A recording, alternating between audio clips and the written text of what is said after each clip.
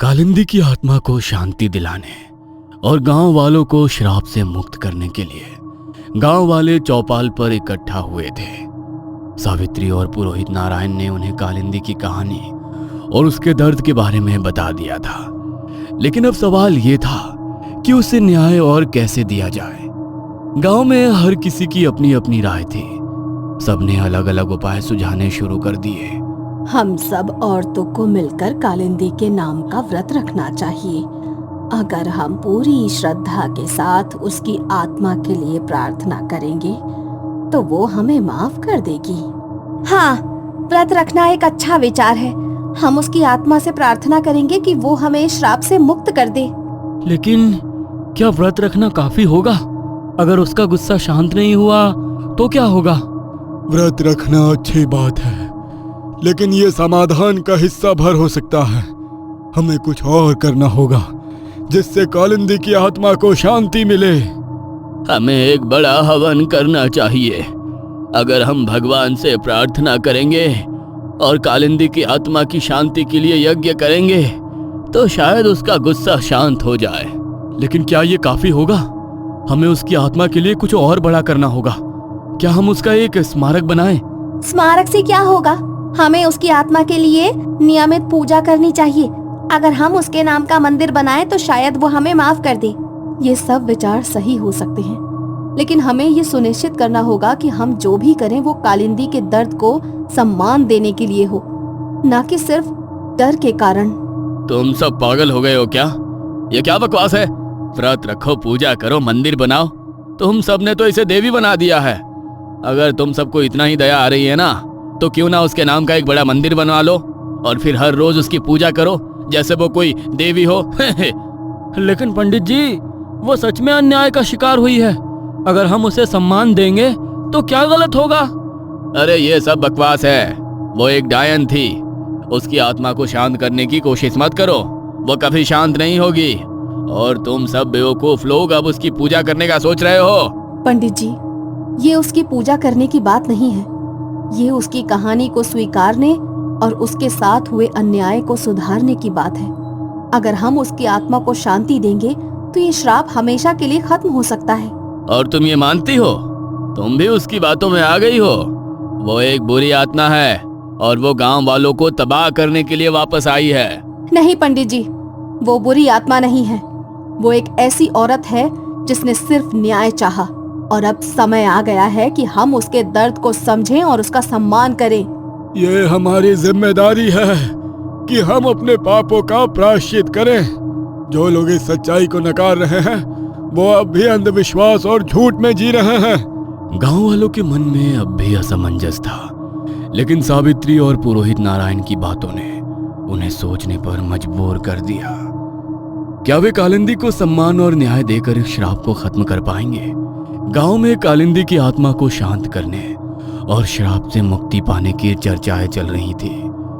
हर किसी की अपनी अपनी राय थी। बहस और विरोध के बीच सावित्री ने महसूस किया कि उन्हें एक ऐसा रास्ता खोजना होगा जो न केवल कालिंदी के दर्द को सम्मान दे बल्कि गांव की औरतों और उनके भविष्य को भी सुरक्षित करे।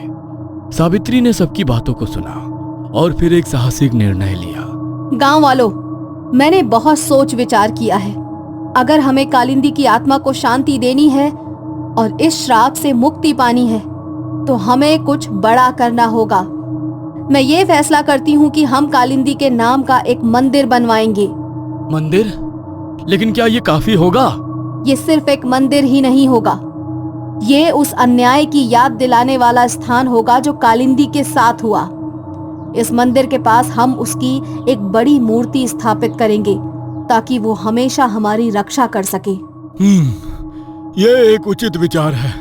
हम उसकी लाश को उस कुएं से निकालेंगे और उसका अंतिम संस्कार पूरे सम्मान के साथ करेंगे।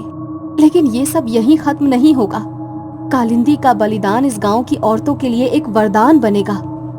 हम उसकी राख को औषधियों के साथ मिलाकर एक ऐसी जड़ी बूटी बनाएंगे जो हर गर्भवती महिला के लिए सुरक्षा का प्रतीक होगी। ये तो बहुत बड़ा कदम होगा।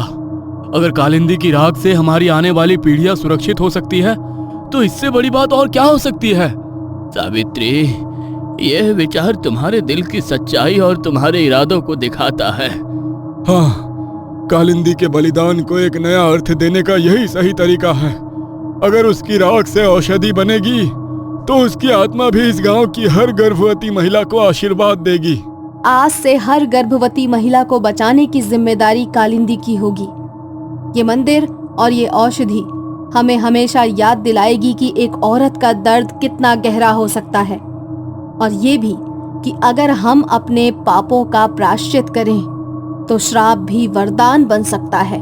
सावित्री, तुम्हारे इस विचार से न केवल कालिंदी की आत्मा को शांति मिलेगी, बल्कि हमारी औरतों को भी सुरक्षा का भरोसा मिलेगा।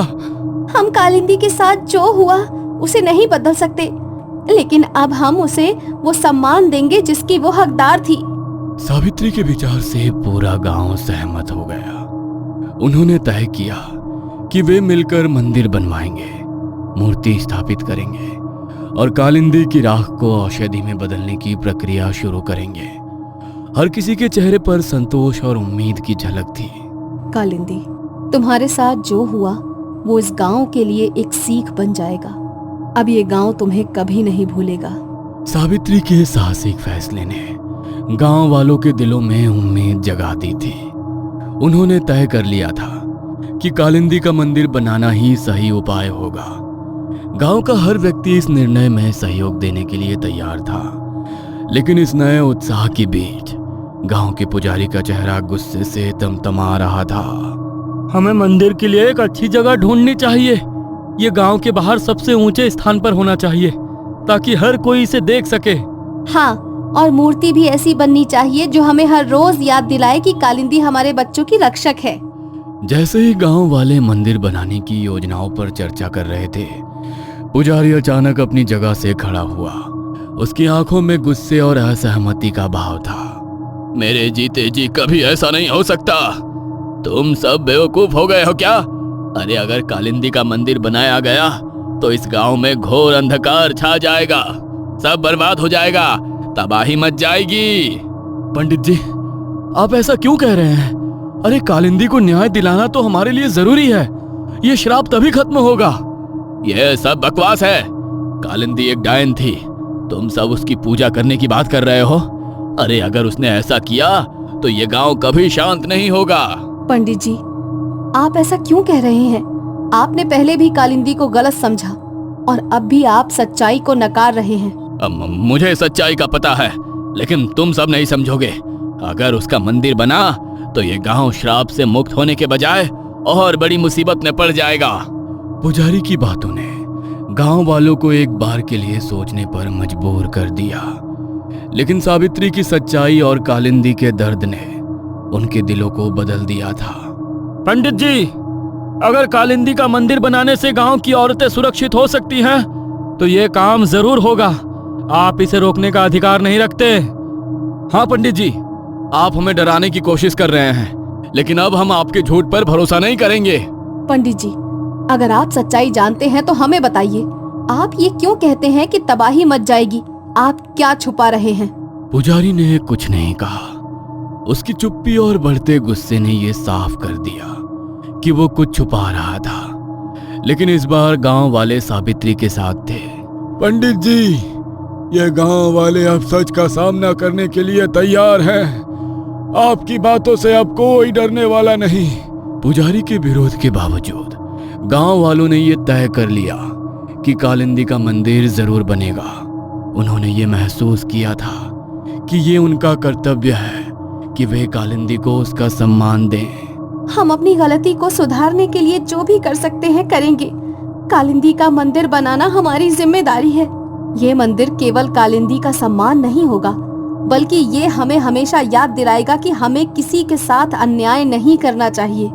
पुजारी, जो कालिंदी का मंदिर बनाने का सख्त विरोध कर रहा था, गांव वालों के एकजुट विरोध से हार मानकर गुस्से से वहां से चला गया। उसने अपनी पराजय को स्वीकार नहीं किया और बिना कुछ कहे चौपाल से बाहर निकल गया। तुम सबने बहुत बड़ी गलती की है। इस मंदिर के कारण गांव में तबाही मच जाएगी। लेकिन पुजारी की धमकियों और उसके गुस्सों की परवाह किए बिना गांव वालों ने सावित्री के मार्गदर्शन में मंदिर का निर्माण शुरू कर दिया। गांव वालों ने दिन रात एक करके 3 दिनों के भीतर कालिंदी का मंदिर तैयार कर दिया। मंदिर के मुख्य स्थान पर एक सुंदर मूर्ति स्थापित की गई जो कालिंदी को एक मां के रूप में दर्शा रही थी, हर गर्भवती महिला की रक्षक। मंदिर तैयार हो गया है। अब ये सिर्फ एक इमारत नहीं बल्कि हमारे प्रायश्चित का प्रतीक है। अब हमें अपनी प्रार्थनाएं और उसका अंतिम संस्कार पूरे सम्मान के साथ करना है। ये उसकी आत्मा को शांति देगा। मंदिर के उद्घाटन के दिन गांव के हर घर से लोग आए। हर औरत, आदमी और बच्चे ने कालिंदी की मूर्ति के सामने सिर झुकाकर उससे माफी मांगी। कालिंदी, हमने तुम्हारे साथ जो किया उसके लिए हमें माफ कर दो। कृपया हमें श्राप से मुक्त करो। पूजा के बाद सावित्री और पुरोहित नारायण ने कालिंदी के कुएं से उसकी लाश को निकालने का निर्णय लिया। पूरी श्रद्धा और सम्मान के साथ उसकी लाश को बाहर निकाला गया। यह सिर्फ एक शरीर नहीं, यह उस अन्याय का प्रतीक है जिसने इस गांव को श्रापित किया।